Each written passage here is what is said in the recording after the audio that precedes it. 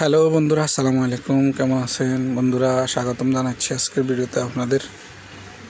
তো বন্ধুরা, আমার সামনে দেখতেছেন এগুলো হচ্ছে বিসিডি সব, এগুলো বিসিডি। তবে আজকের ভিডিওটা এটা নিয়ে না, এক ভাই হচ্ছে আমাকে অনেক দিন হয়ে গেছে এনআরডি বিষয়ে একটা কমেন্টস করেছিলেন, কিন্তু আমি কিন্তু ভিডিও বানাতে পারি নাই এই কারণে যে আমার এখানে এখন এনআরডি নেই, যার কারণে আমি দেখাতে পারছি না। তবে আমি বিসিডি দিয়ে আপনাদের বুঝিয়ে দিচ্ছি, আপনারা শেষ পর্যন্ত ভিডিওটা দেখলে আশা করি বুঝে যাবেন। কারণ এনআরডিও এরকমই হয়, বিসিডিটা শুধু হ্যান্ডেল থাকে, হ্যান্ডেল দিয়ে হ্যান্ডেলিং করতে হয়, কিন্তু এনআরডিটা হচ্ছে এমনি অটোমেটিক খোলে। তা দেখতেছেন ওয়াহিদুল ইসলাম শাকিল ভাই, উনি প্রশ্নটা করেছিলেন, দুটা কমেন্টস করেছিলেন উনি। একটা হচ্ছে এনআরডি বিষয় আর একটা হচ্ছে ইনলাইন ফ্যানের বিষয়ে। তো আজকে এনআরডির বিষয়ে আমি বুঝিয়ে দিচ্ছি, পরে ইনলাইন ফ্যানটা আমি আর একটা ভিডিও করব।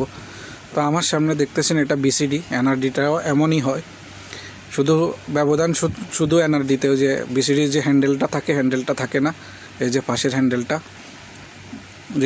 থাকে, এই যে খোলার বন্ধ করার, সেটা এনআরডিতে থাকে না, কিন্তু সিস্টেম এরকমই থাকে। প্লান সিস্টেম, যে ডাক্টিংয়ের সাইজ অনুযায়ী বানানো হয় আর কি, যেরকম ডাক্ট সাইজ সেরকম সাইজে বানানো হয় সিস্টেম। ওই শুধু যে বিসিডির যে হ্যান্ডেল যে এটা থাকে, ওইটা থাকে না এনআরডিতে, ওইটা থাকে না।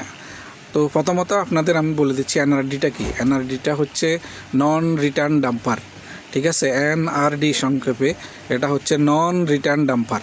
তো নন রিটার্ন ডাম্পারটা কেন ব্যবহার করা হয় কি, সেটা আমি আপনাদের বুঝিয়ে দিচ্ছি। তো দেখতেছেন আপনারা, এই যে এটা লাগানো হয়েছে বিসিডি সিস্টেম, এইটা এনআরডিটাও এরকম সিস্টেমে বন্ধ হয়, ঠিক আছে?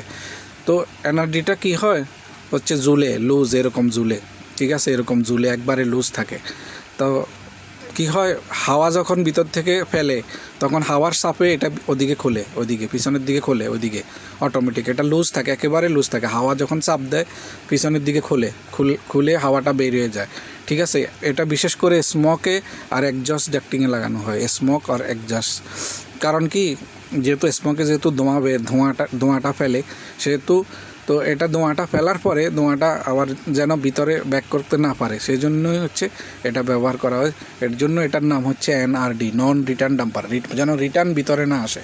তো এটা কি হয়, যখন হাওয়া ভিতর দিক থেকে যখন এটাকে প্রেসার দেয়, এটা ওইদিকে পিছনের দিকে খুলে, কিন্তু রিটার্ন যখন হাওয়া ভিতরের দিকে যুক্ত যাবে খুলবে না। এটা যেরকম বন্ধ হয়ে আছে, ওই যে নিচে এটা দেখছেন, বিটটা দেখছেন, ওই বিটে আটকে থাকবে এরকম। যখন হাওয়াটা ধাক্কা দিবে এরকম খুলবে, ঠিক এরকম, ঠিক আছে? ওটা লুজ থাকে, পিছনের দিকে খুলে যায়।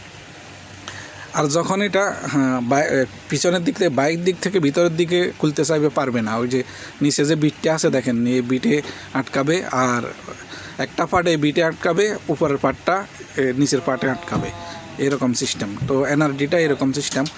এনআরডিটা ব্যবহার করা হয় এই জন্যই যে হাওয়াটা যেন রিটার্ন ভিতরে না আসে, এই জন্য এটার নামই হচ্ছে নন রিটার্ন ডাম্পার, অর্থাৎ সংক্ষেপে এনআরডি বলা হয়। তো এটা স্মোকে আর হচ্ছে এক্সজস্ট, এগুলা যেহেতু দূষিত হাওয়া ধোঁয়া বাইর করে, আর ওই দূষিত হাওয়া ধোঁয়া যেন এগুলো ভিতরে যেন আবার প্রবেশ না করতে পারে, ফেরত আসতে না পারে, সেই জন্যই এটা এনআরডি ব্যবহার করা হয়, ঠিক আছে? তো এটা ছিল এনআরডি বিষয়ে, ঠিক আছে? তো এনআরডি যে এই প্লেট দুটো কিন্তু একেবারেই লুজ থাকে, একেবারেই লুজ, হাওয়ায় ডুলে, ঠিক আছে? এই জন্য ভিতর থেকে ধাক্কা দিলে হাওয়ায় খুলে যায়। তো আপনি ইনলাইন ফ্যান সম্বন্ধে জানতে চেয়েছেন, সেটা আরেকটা ভিডিও আমি নিয়ে আসবো কয়েকদিন পরে। তো আশা করি বুঝতে পেরেছেন। বাই, খোদা হাফেজ। আর বন্ধুরা, এনআরডি বিষয়ে আরও একটা পুরনো ভিডিও আছে, সেটা হচ্ছে আমি এটার যারা ইউটিউব থেকে দেখবেন তাদের জন্য লিঙ্কটা দিয়ে দেবো ডিসক্রিপশানে, আপনারা সেটাও দেখে নিতে পারেন।